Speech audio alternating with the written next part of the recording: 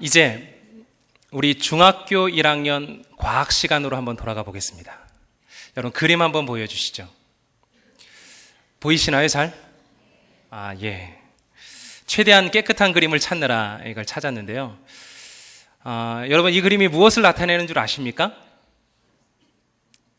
너무 오래된 얘기라 그리고 과학하면 왠지 머리가 아파서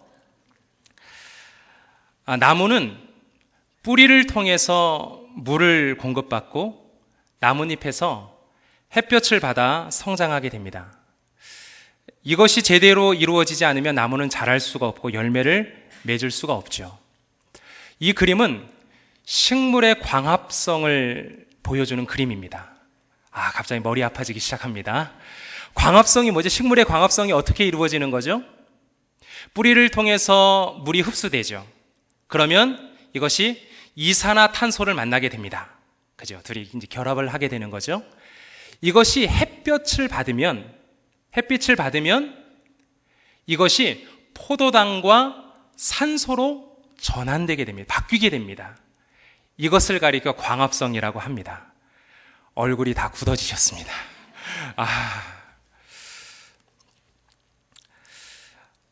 뿌리를 통해서 물이 이동하는 통로를 물관이라고 합니다. 물관에다 제가 동그라미를 쳐놨죠.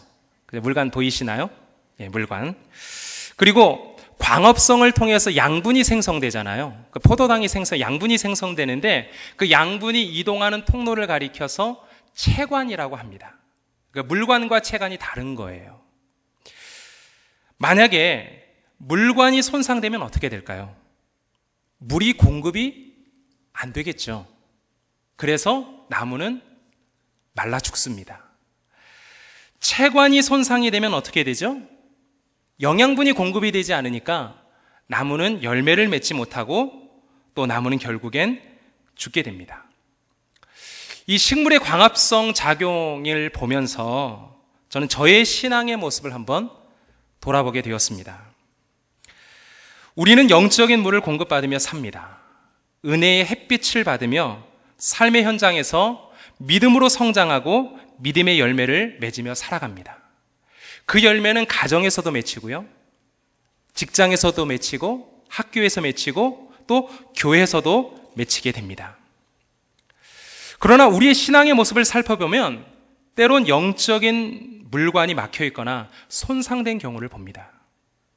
영적인 체관이 막혀 있어서 어떠한 열매도 맺지 못하는 경우를 우리는 보게 됩니다.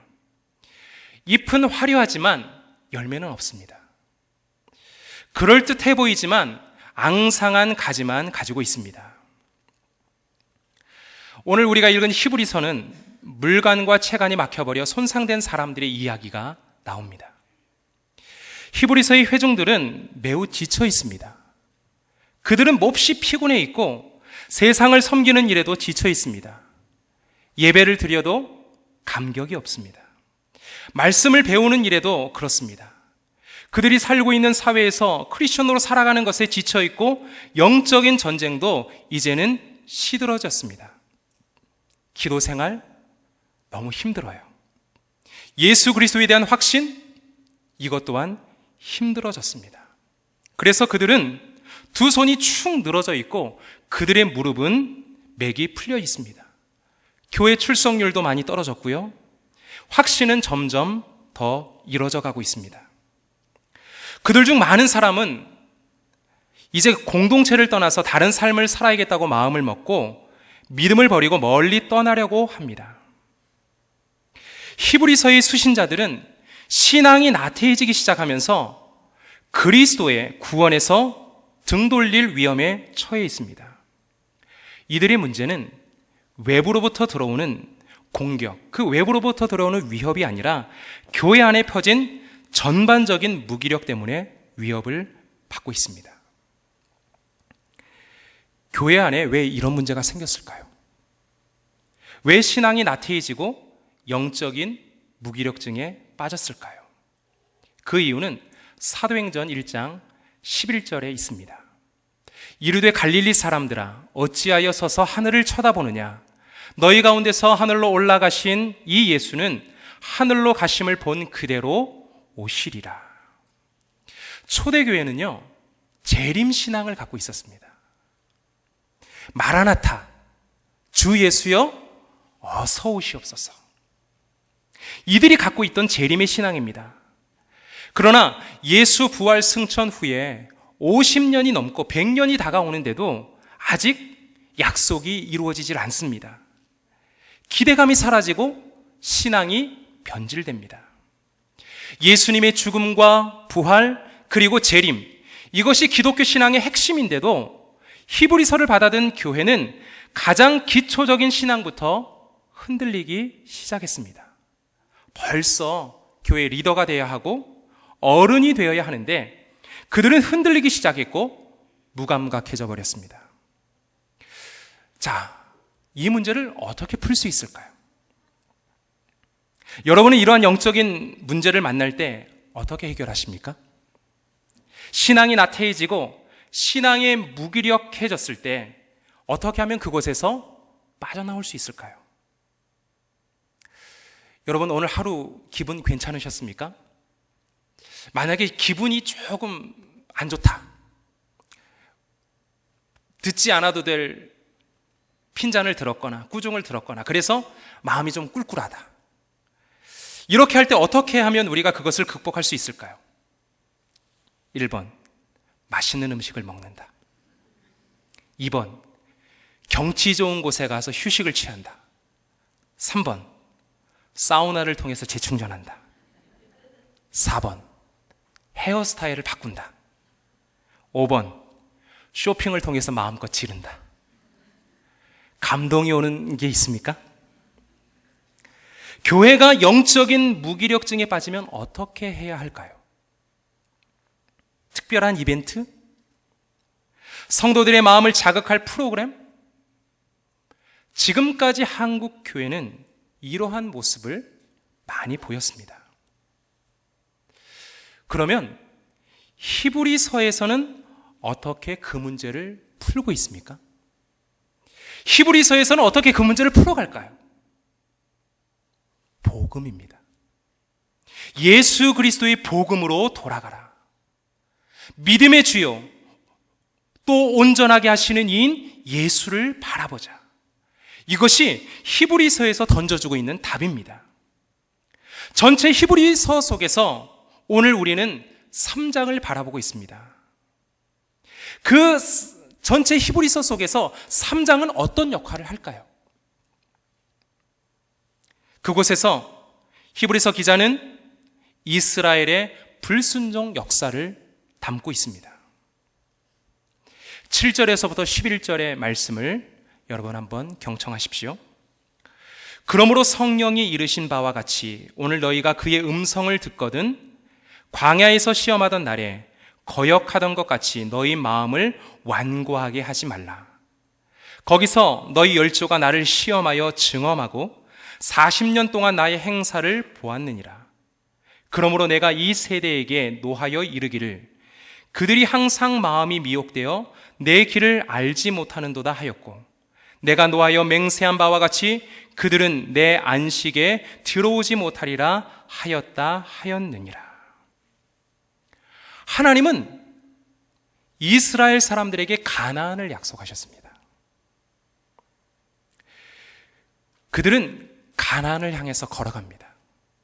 한 해, 두 해, 끝이 보이지 않는 광야의 길을 걷습니다. 하나님이 약속하신 가나안은 보이질 않습니다. 그들 눈앞에는 끝없는 광야뿐입니다. 그러나 하나님은 계속해서 함께 하심을 보여주었습니다.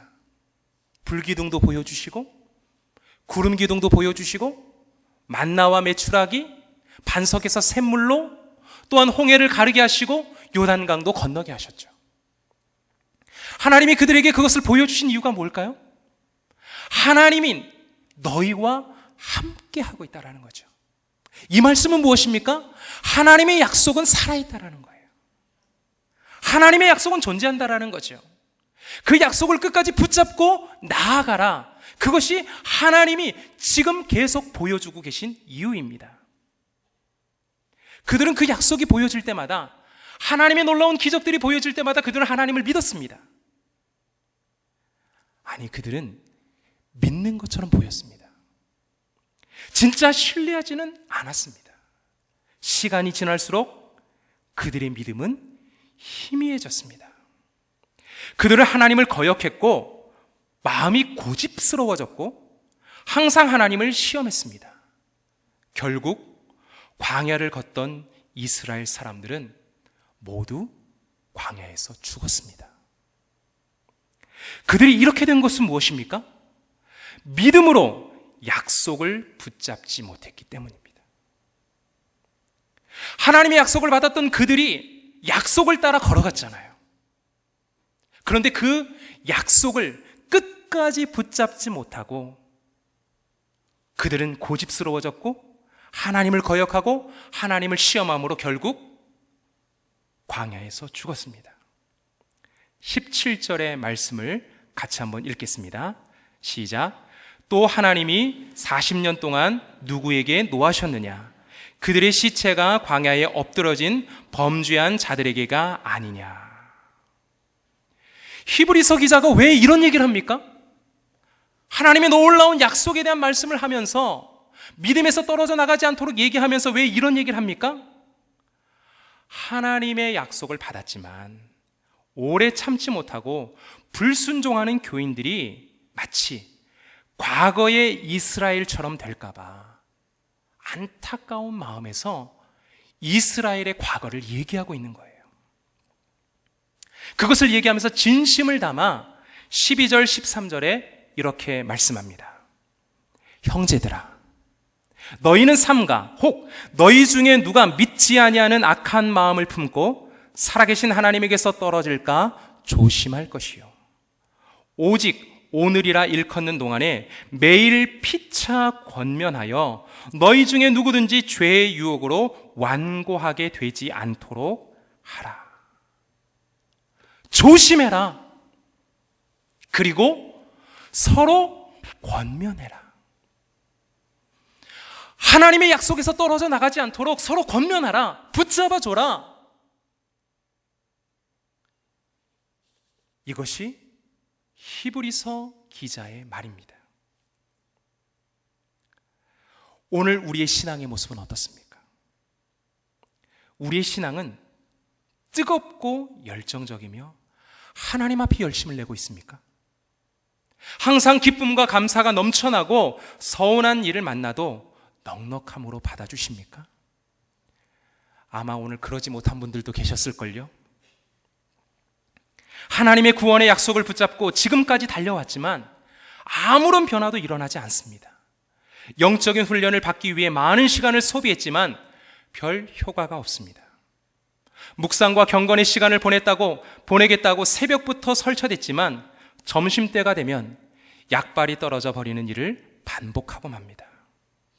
열심히 성경을 읽고 형광펜, 빨간 줄까지 쫙쫙 꺼가면서 하나님의 말씀을 읽지만 내 삶에 하나님의 말씀은 능력으로 나타나질 않습니다. 구원의 감격과 구원의 능력은 없고 말로만 전도할 때가 많습니다. 오늘 우리의 모습이 이렇다면 히브리 교인들처럼 우리는 영적으로 나태하고 무력에 빠진 것이 아닐까요? 신앙의 옷을 입고 있지만 그 옷을 벗으면 신앙인의 모습은 전혀 보이질 않습니다. 그렇다면 그 또한 영적인 나태와 영적인 무력감에 빠진 것은 아닙니까? 제가 이렇게 십자가 목걸이를 걸고 있지만 이것을 벗었을 때 전혀 신앙인의 모습을 찾을 수 없다면, 교회에서만 신앙인이고 밖에서는 세상 사람들과 별반 다르지 않다면 그 또한 영적인 나태와 무기력에 빠진 것은 아닐까요? 히브리서는 우리에게 이렇게 말씀합니다. 동순교회 여러분, 삼가 조심하고 죄의 유혹에 빠지지 않게 하십시오. 삼가 조심하고 죄의 유혹에 빠지지 않게 하십시오. 그렇다면 죄의 유혹에 빠지지 않으려면 어떻게 해야 될까요? 14절입니다. 우리가 시작할 때에 확신한 것을 끝까지 견고히 잡고 있으면 그리스도와 함께 참여한 자가 되리라. 우리가 처음 믿을 때 가졌던 확신, 처음 신앙, 첫사랑을 끝까지 가지고 있으면 그리스도와 함께 상속자가 될 수 있다. 이것이 히브리서의 말씀입니다. 여기서 우리는 확신이라는 단어를 한번 생각해 볼 필요가 있습니다. 확신이라는 말은 휘포스타시스라는 단어를 씁니다. 이 단어는 히브리서 11장 1절에도 나오는데요, 우리가 잘 아는 말씀입니다. 믿음은 바라는 것들의 실상이요 보이지 않는 것들의 증거다. 믿음은 바라는 것들의 휘포스타시스라는 말이죠. 자, 휘포스타시스가 무슨 말입니까? 이것은 하나님의 본질을 나타내는 단어입니다. 하나님의 본질. 하나님의 본질을 붙잡는 것이 믿음이다. 이렇게 말하는데, 우리가 하나님의 본질을 100% 알 수는 없겠지만 성경을 통해서 우리가 알 수 있는 부분들이 참 많습니다. 하나님은 어떤 분입니까? 하나님은 사랑입니다. 하나님은 온 우주 만물을 창조하신 창조자입니다. 내 삶에 들어오신 구원자입니다. 주님은 나의 산성이고 나의 요새고 나의 소망이고 나의 힘이 되신 여호와입니다. 하나님은 어둠을 물리치시고 하나님은 승리를 주시고 세상을 주관하십니다. 이것이 하나님의 본질이에요. 그 본질을 붙잡는 것이 믿음이라는 거예요. 믿는 자에게는 하나님의 능력이 임합니다.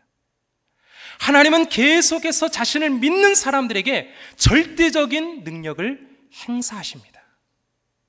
믿음을 실천하는 사람에게 하나님은 이 세상 무엇과도 바꿀 수 없는 어마어마한 힘을 더해 주십니다. 믿음이 무엇입니까? 믿음은 하나님이 미래에 이루어지리라고 약속하신 것들을 현재에 이미 가지고 있는 겁니다. 미래에 이미 이루어질 것들을 현재에 이미 가지고 있는 그것이 바로 믿음이라는 거예요. 믿음은 맹인의 눈을 뜨게 했습니다. 믿음은 38년 된 병자도 고쳤습니다. 믿음은 12년 동안 부인병을 앓고 있던 여자의 병을 고쳤습니다. 성경에는요, 믿음의 사건들로 가득 찹니다. 오늘 우리의 삶에도 믿음의 증거들이 많이 나타납니다. 믿음은 내적으로는 내 가슴을 하나님에게 향하게 하고 외적으로는 이 산을 명해서 바다로 옮기게 하는 능력이 있습니다. 여러분은 하나님에 대한 확신이 있습니까? 하나님의 능력을 믿습니까? 하나님의 그 본질, 그 자체를 여러분은 믿으십니까? 우리가 왜 이 믿음을 가져야 할까요? 우리는 왜 이 믿음을 붙잡고 있어야 할까요? 그것은 그리스도와 함께 참여하는 자가 되기 위해서입니다. 이 말은 무슨 말이냐면 그리스도와 함께 하나님 나라의 상속자가 되고 하나님이 약속하신 영원한 안식에 들어가기 위해서라는 거예요. 하나님 나라의 상속자, 그리고 하나님이 약속하신 영원한 안식에 들어가기 위해서 우리는 믿음을 붙잡고 있어야 합니다. 여러분 모두에게 이러한 은혜가 있었으면 좋겠습니다. 여러분 모두에게 여러분에게 허락하신 하나님 나라를 상속하고 하나님께서 허락하신 영원한 안식에 들어가는 은혜가 있기를 소망합니다. 성경이 여기까지만 말하면 좋겠는데, 그런데 성경은 여기서 끝나질 않아요. 성경은 우리가 믿음을 붙잡지 못할 때 어떤 대가를 치러야 되느냐, 그것까지 말하고 있습니다. 우리가 믿음을 굳건히 붙잡지 못할 때 어떤 대가를 치러야 되느냐, 그것이 과거 이스라엘이 광야의 시대를 걸으면서 하나님을 붙잡지 못했을 때 어떤 대가를 치렀는지를 보여주면서 우리에게도 그런 일이 일어날 수 있다는 것을 말해주고 있어요. 15절부터 19절의 말씀입니다. 하나님의 말씀을 경청하십시오. 성경에 일러스되 오늘 너희가 그의 음성을 듣거든 경노하시게 하던 것 같이 너희 마음을 완고하게 하지 말라 하였으니 듣고 경노하게 하던 자가 누구냐? 모세를 따라 애굽에서 나온 모든 사람이 아니냐? 하나님이 40년 동안 누구에게 노하셨느냐? 그들의 시체가 광야에 엎드려진 범죄한 자들에게가 아니냐? 또 하나님이 누구에게 맹세하사 그의 안식에 들어오지 못하리라 하셨느냐? 곧 순종하지 아니하던 자들에게가 아니냐? 이로 보건대 그들이 믿지 아니함으로 능히 들어가지 못한 것이라. 믿지 아니함으로 능히 들어가지 못한 것이라. 누가 진노를 입었습니까? 믿지 않던 사람입니다. 누가 광야에서 죽었습니까? 믿지 않던 사람입니다. 누가 안식에 들어가지 못했습니까? 누가 하나님의 약속을 받지 못했습니까? 믿지 않았던 사람들입니다. 우리는 하나님의 약속을 잘 알지만 자꾸 하나님의 약속을 잊어버립니다. 한때는 참 믿음이 뜨거웠고 쉬지 않고 예배하고 기도하고 하나님의 말씀을 읽었는데 다시 나태해지고 무력해졌습니다. 하나님의 말씀을 들어도 감동이 없어요. 기도도 많이 약해졌고 성경을 읽을 때 예전에는 하나님의 말씀이 살았고 운동력이 있어 좌우의 날선 어떤 것보다도 예리하여 혼과 영과 및 관절과 골수를 찔러 쪼갠다. 이 말씀을 들을 때 정말 하나님의 말씀이 살아 움직이면서 내 마음을 쪼개는 것 같았는데 지금은 하나님의 말씀만 읽으면 잠이 온다라는 거예요.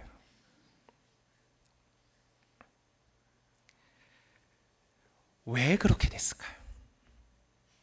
왜 여러분 예전처럼 기도하지 못합니까? 왜 여러분 예전처럼 뜨거운 믿음을 갖지 못합니까? 예전에 정말 밤새워 기도하지 않았습니까? 소나무 붙잡고 한번 뿌리 뽑아보겠다고 열심히 흔들어 제끼질 않았습니까? 근데 왜 지금은 못하죠? 왜 지금은 기도가 나오질 않습니까? 왜 기도가 막혀 있습니까?